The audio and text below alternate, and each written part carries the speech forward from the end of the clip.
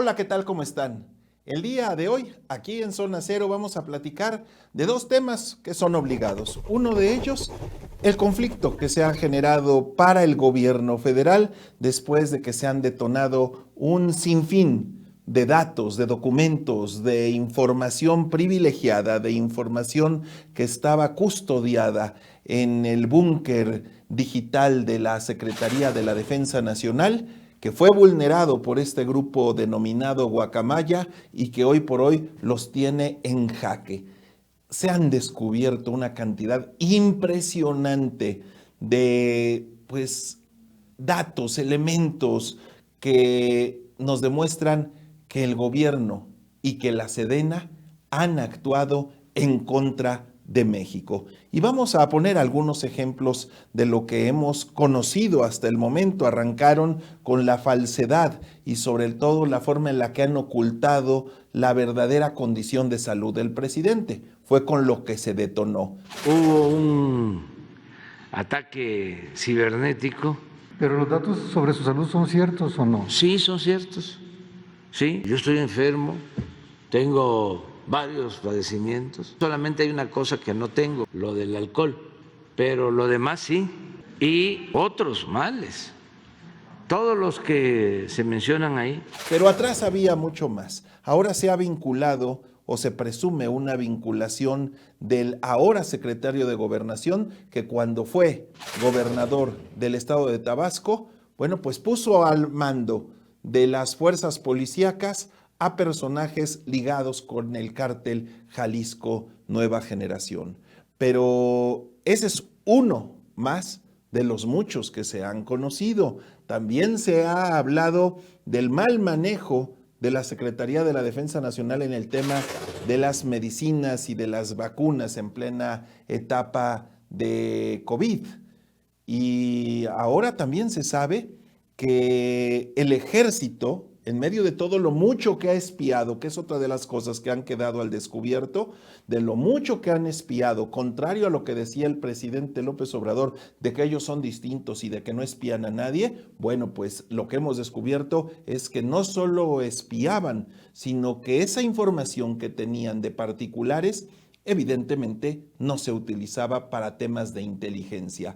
Si me permite, presidente, le comento las pruebas que efectivamente tenemos.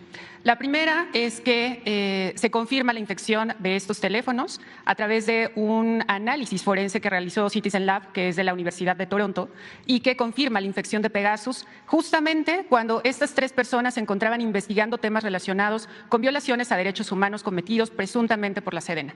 Punto número 2. La empresa NSO Group solamente vende el software a gobiernos. Lo ha declarado en instancias judiciales en Estados Unidos y en el Parlamento Europeo, donde el director de la empresa asegura que ese software solamente se vende a gobiernos para investigación de crímenes atroces, de incluso terrorismo. Punto número 3, tenemos información de una carta en la que NSO Group nombra a una empresa llamada Comercializadora Ansúa para ser la única representante para poder venderle ante Sedena este software.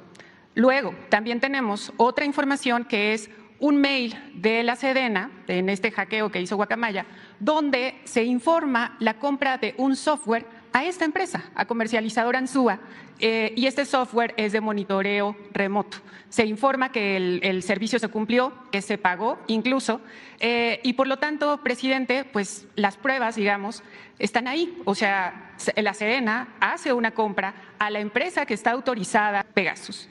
Por eso nuestra pregunta es, ¿usted sabía de esta compra en específico que es monitoreo remoto y que significa espionaje, presidente? Entonces, ¿las Fuerzas Armadas lo hizo sin informarle a usted? Es que ellos tienen labores de inteligencia.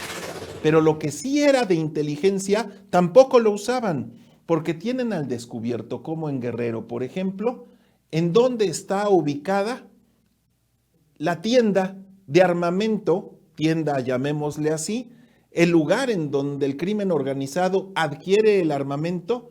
La Sedena tiene pleno conocimiento de todo esto, sabe dónde lo compran, cuánto compran y a dónde va a dar para quién es, y aún así no actúan. Y han llegado al grado de que en medio de todas estas investigaciones, a través de esos sistemas para espiar que han comprado a empresas israelitas, bueno, pues que pese a saber que podría correr peligro la vida de algunas personas, la indicación fue no hacer nada.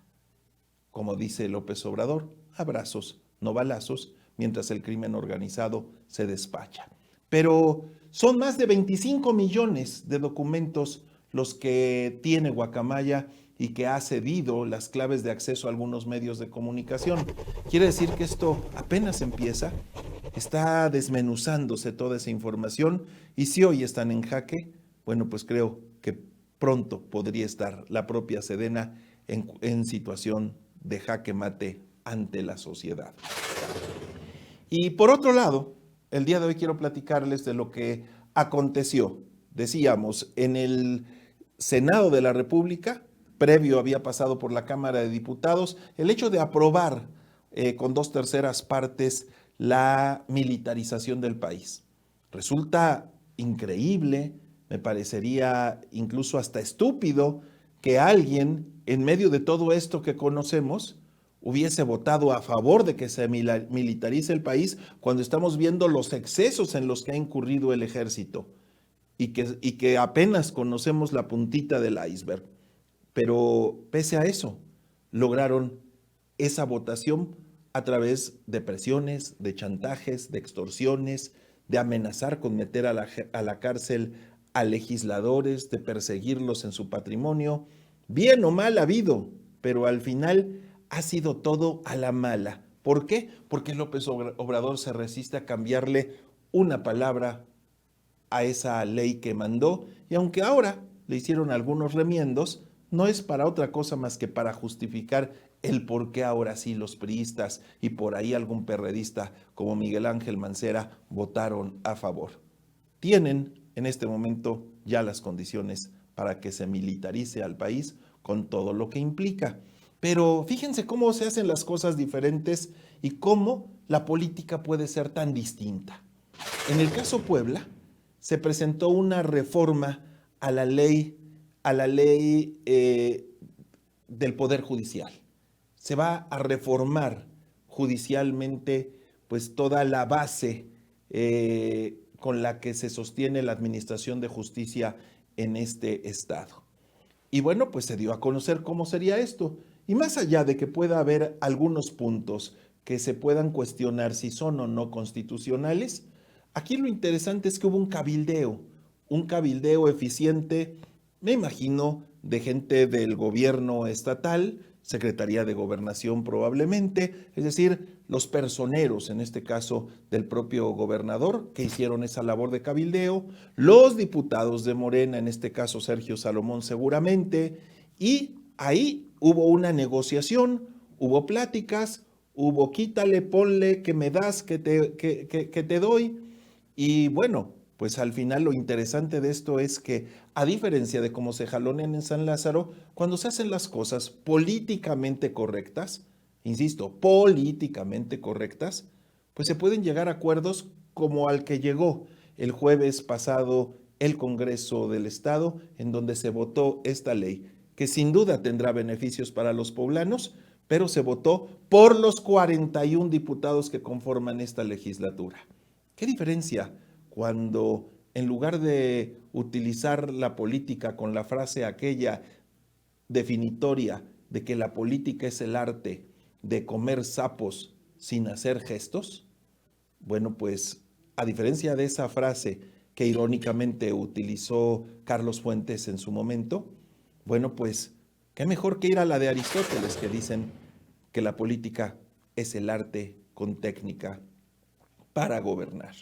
Y así las cosas, lograron 41 votos, unanimidad, y esto seguramente, porque no somos ilusos, sabemos que hubo negociaciones, sabemos que habrá beneficios quizá en la aprobación de alguna otra ley como iniciativa panista, seguramente habrá favorecimientos en el tema del manejo del presupuesto para algunos municipios, algunos distritos de los partidos opositores. Así es la política.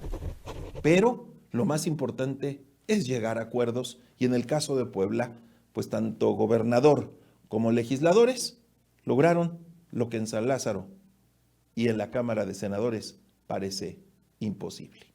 Yo ahora los quiero invitar, después de esta reflexión, a que me acompañen la próxima semana aquí en Zona Cero.